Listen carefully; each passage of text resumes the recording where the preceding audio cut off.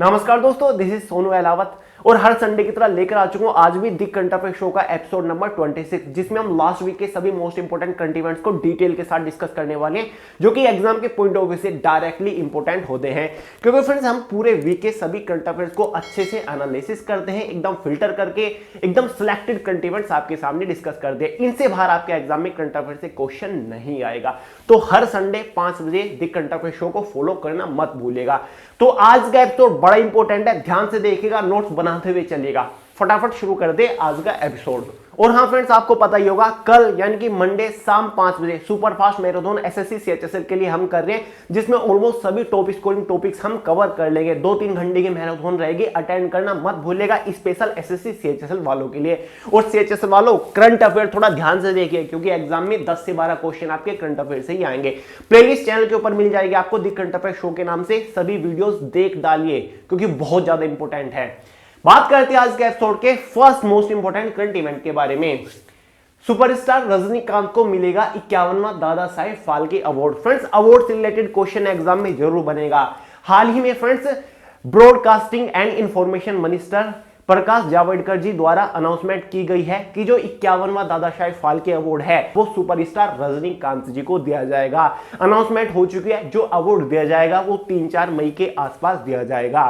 Friends, अक्सर exam के point of view से बॉलीवुड अवार्ड के मामले में दादा साहेब फाल्के सबसे ज्यादा इंपॉर्टेंट अवार्ड माना जाता है। इससे रिलेटेड क्वेश्चन एग्जाम में जरूर पूछा जाता है। और एक क्वेश्चन तो हमेशा से पूछा जाता है कि पहला जो दादा साहेब फाल्के अवार्ड जीता था वो किस एक्टर या फिर एक्ट्रेस ने जीता था। उसका आंसर है देविका रानी। तो ये क्वेश्चन बनता आ रहा है, लेकिन फिलहाल 51वां दादा साहेब फाल्के अवार्ड किसको मिला या फिर मिलेगा, याद रखिएगा, सुपरस्टार रजनीकांत को 51वां Dada Saheb Phalke award best actor के लिए दिया जाएगा।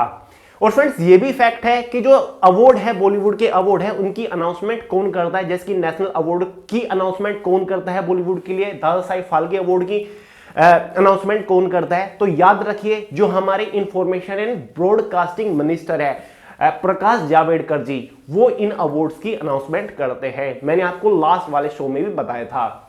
तो चलिए नेक्स्ट करंट इवेंट की तरफ चलते हैं।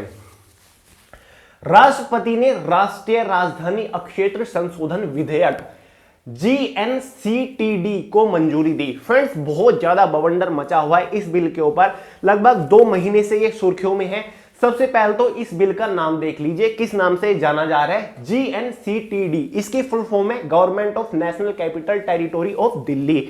ये बिल फाइनली पास हो चुका है। लगभग 22 मार्च को इस बिल को लोकसभा से पास किया गया और उसके बाद 24 मार्च को राज्यसभा से भी इस बिल को पास कर दिया गया था और फाइनली राष्ट्रपति ने इस बिल को मंजूरी दे दी है। अब समझते हैं ये बिल है क्या। फुल फॉर्म मैंने आपको बता दी है, government of national capital territory of Delhi. Act 1991 के नाम से भी जाना जाता है, क्योंकि सबसे पहले इस बिल को 1991 में जारी किया गया था, लेकिन फिलहाल आप इसको बिल 2020 के नाम से जानते हो।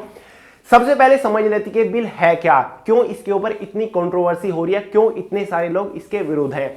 सबसे पहले तो जो सबसे ज्यादा विरोध कर रहे हैं वो दिल्ली के सीएम यानी कि मुख्यमंत्री केजरीवाल कर रहे हैं। और क्यों कर रहे हैं, इसका कारण क्या है। देखिए फ्रेंड्स, इस बिल के लागू होने के बाद जो दिल्ली के सीएम है केजरीवाल, जो वो इंडिपेंडेंट तरीके से अपनी जनता के लिए, ठीक है, डिसीजन ले पाते हैं, वो नहीं ले पाएंगे। उनके पास जो पावर है वो काफी कम होने वाली है। और वो पावर इनडायरेक्टली या फिर डायरेक्टली तरीके से आप कह सकते हो, जो दिल्ली के उपराज्यपाल है, ठीक है, लेफ्टिनेंट गवर्नर है, उनके पास चली जाएगी।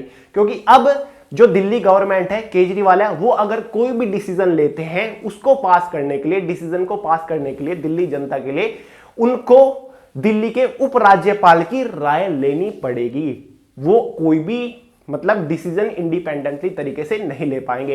काफी ज्यादा दिल्ली की जो जनता है वो भी इसके विरोध में है और दिल्ली के सीएम भी इसके विरोध में है, दिल्ली के वॉइस सीएम भी इसके विरोध में है, क्योंकि उनकी काफी ज्यादा पावर छिन गई है। और देखा जाए, जो उपराज्यपाल होता है वो केंद्रीय सरकार के अधीन होता है, यानी कि केंद्रीय सरकार के अंडर होती है उसकी पोस्ट, और वो इलेक्ट भी नहीं किया जाता। आपको तो पता ही है, ये रूल है। तो अब ये सभी पंगे हो रही हैं, क्योंकि दिल्ली की जो जनता है उन्होंने इलेक्ट किया, चुना वोट देकर आप सरकार को, केजरीवाल को। और अब केजरीवाल यानी कि दिल्ली के सीएम ही खुलकर डिसीजन नहीं ले पाएंगे, उनको पहले राय लेनी होगी उपराज्यपाल की। अब समझ लेते हैं कि उपराज्यपाल कौन है दिल्ली के फिलहाल। तो ये देखिए, lieutenant governor is Anil Baijal, ये दिल्ली के उपराज्यपाल है जिनकी राय लेनी पड़ेगी अब दिल्ली के सीएम को। फ्रेंड्स, अब हमें तो नहीं पता ये सही है या फिर गलत है, हम इसके ऊपर कोई अपना राय भी नहीं दे सकते क्योंकि बात नेशनल कैपिटल की यहां पर हो रही है। तो अब तो गवर्नमेंट को ही पता है, पार्लियामेंट को ही पता है क्या सही क्या गलत। बस हम तो इसके ऊपर यही बता सकते हैं कि ये एक बिल जारी हुआ है जिसके तहत ये चीजें होने वाली हैं। तो फ्रेंड्स याद रखना, GNCTD अमेंडमेंट बिल 2021 के बारे में गारंटीडली एग्जाम में क्वेश्चन बनेगा। समझ गए होंगे ये बिल है क्या, और इसकी full form government of national capital territory of Delhi है। नेक्स्ट है, अमेरिकी राष्ट्रपति ने H-1B वीजा प्रतिबंध को किया समाप्त। फ्रेंड्स 2020 में डोनाल्ड ट्रंप ने एक वीजे के ऊपर प्रतिबंध लगाया था जिसको H-1B वीजे के नाम से जाना जाता है। इसका मतलब क्या है, अमेरिका के अंदर जितनी भी आईटी कंपनीज है बड़ी बड़ी, उनके अंदर बाहर से विदेशी जो एम्प्लॉय हैं वो काम नहीं कर सकते, यानी कि वो कंपनीज उनको नियुक्त नहीं कर सकती, अपॉइंट नहीं कर सकती अमेरिका के बाहर के एम्प्लॉय को, आईटी फर्म के जो लोग हैं। ठीक है, अगर उनके पास अब वो वीजा, उनको वीजा ही नहीं मिलेगा, यानी कि अगर इंडिया से कोई एम्प्लॉय आईटी कंपनी में ज्वाइन करना चाहता है अमेरिका की, तो अमेरिका ने उस वीजे के ऊपर प्रतिबंध लगा दिया था। अगर ये वीजा किसी के पास नहीं है H-1B, तो वो अमेरिका के अंदर किसी आईटी कंपनी में काम नहीं कर सकता, वो ज्वाइन नहीं कर सकता। तो ये मतलब एक प्रतिबंध लगा दिया था।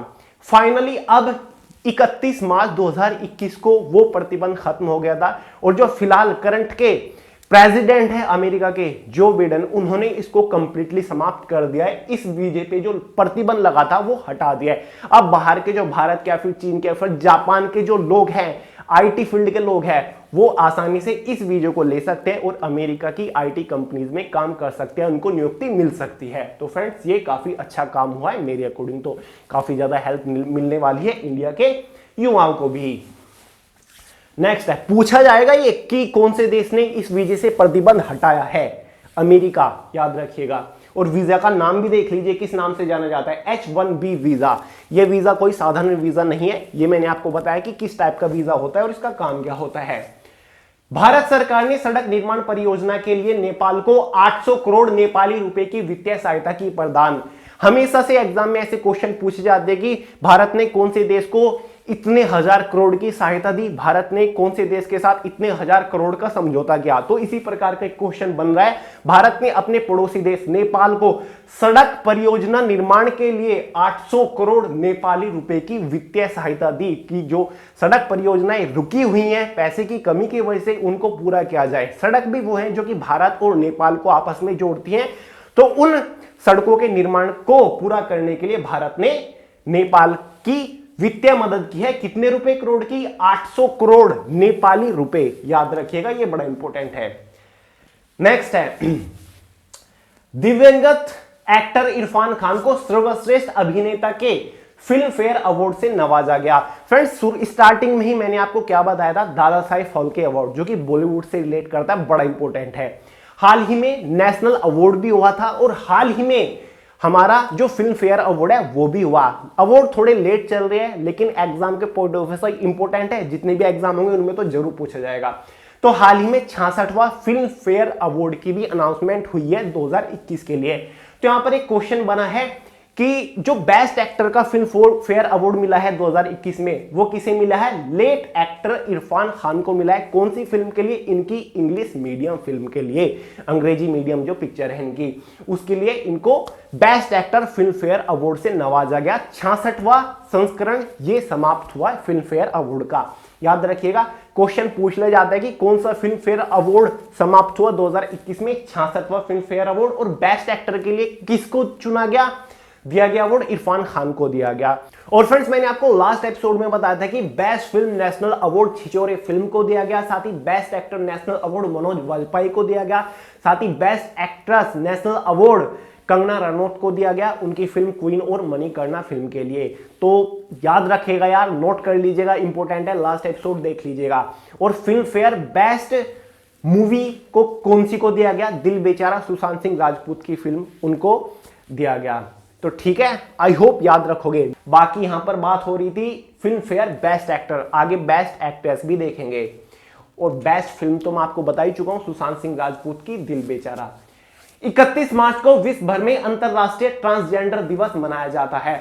सबसे पहले तो यही समझ लीजिए ट्रांसजेंडर दिवस क्यों मनाया जाता है विश्व भर में, इसकी क्या जरूरत पड़ गई। देखिए फ्रेंड्स, लोगों में जागरूकता बढ़ाने के लिए, ट्रांसजेंडर लोगों के प्रति उनकी दृष्टिकोण बदलने के लिए, ठीक है, उनको एक प्रॉपर सम्मान देने के लिए ट्रांसजेंडर को यह दिवस मनाया जाता है विश्व भर में। 31 मार्च हाल ही में गया है, तो इसी दिन विश्व भर में इंटरनेशनल ट्रांसजेंडर डे के रूप में मनाया गया। याद रखेगा, बहुत ज्यादा इंपॉर्टेंट है, एग्जाम में गारंटेडली पूछा जाएगा।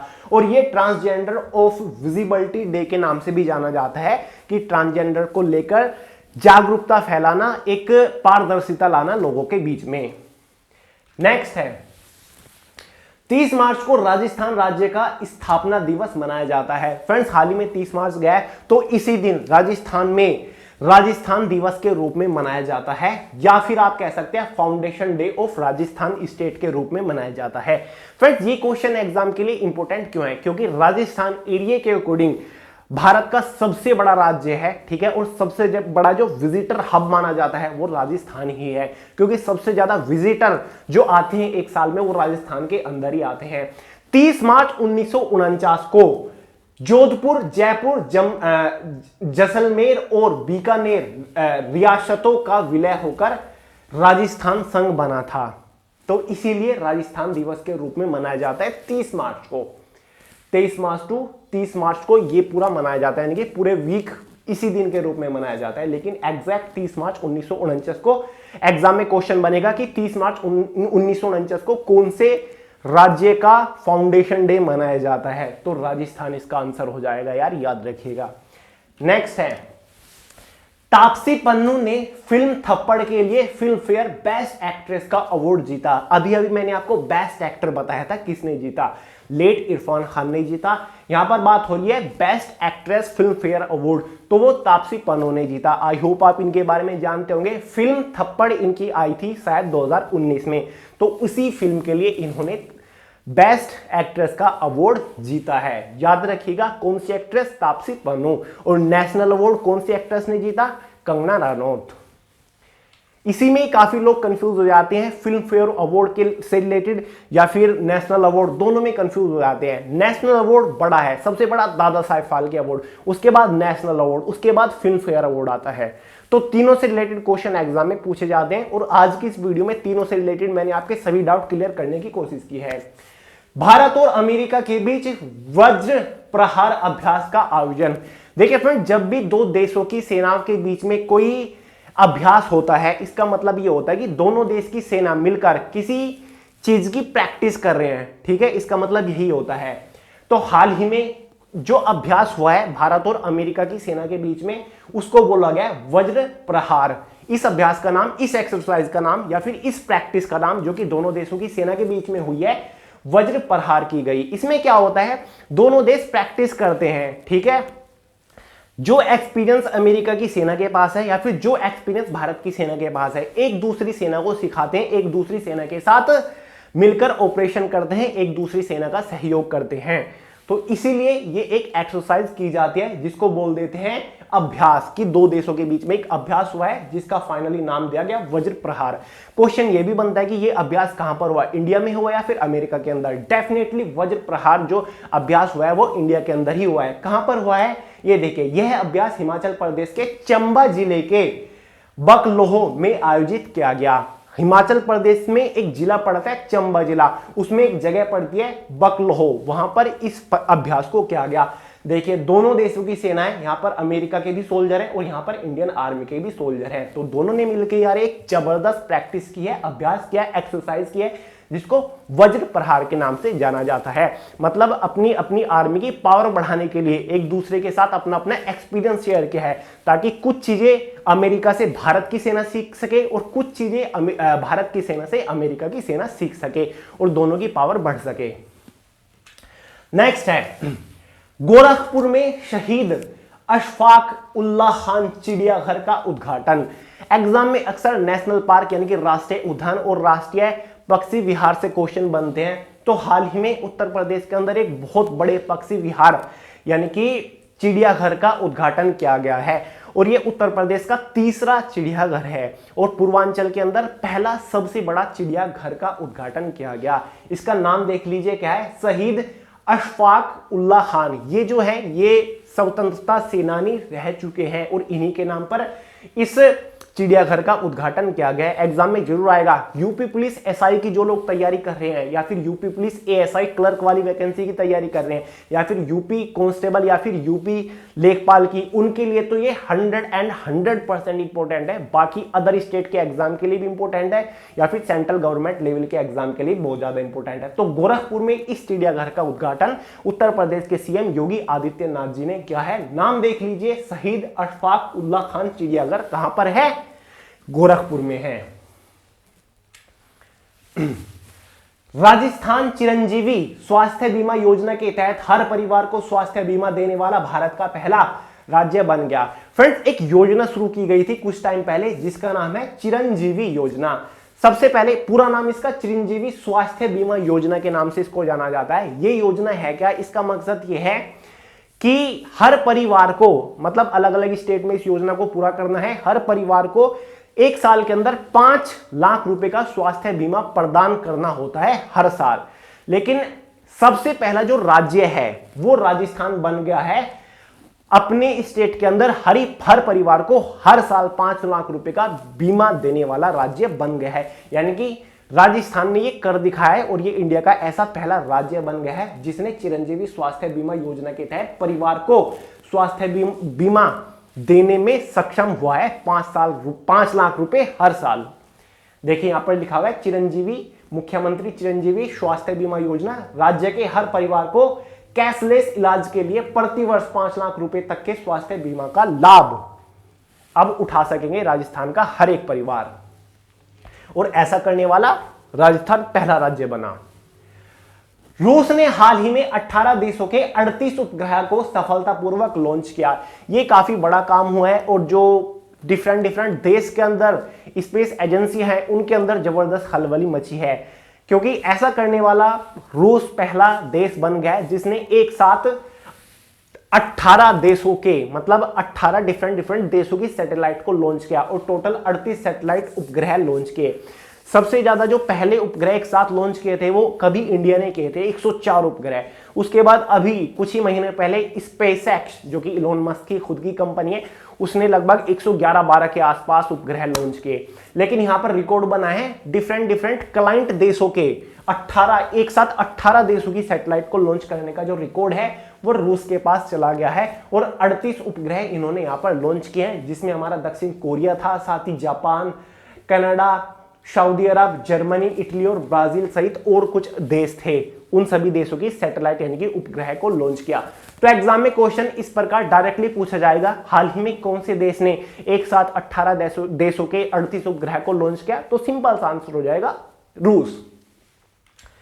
नेक्स्ट है, खेल मंत्री किरण रिजिजू ने खेलो इंडिया योजना को वर्ष 2025 तक बढ़ाने की घोषणा की। सबसे पहले तो जो लोग नहीं जानते थे, जो भारत के खेल मंत्री हैं, केंद्रीय खेल मंत्री, वो हैं किरण रिजिजू।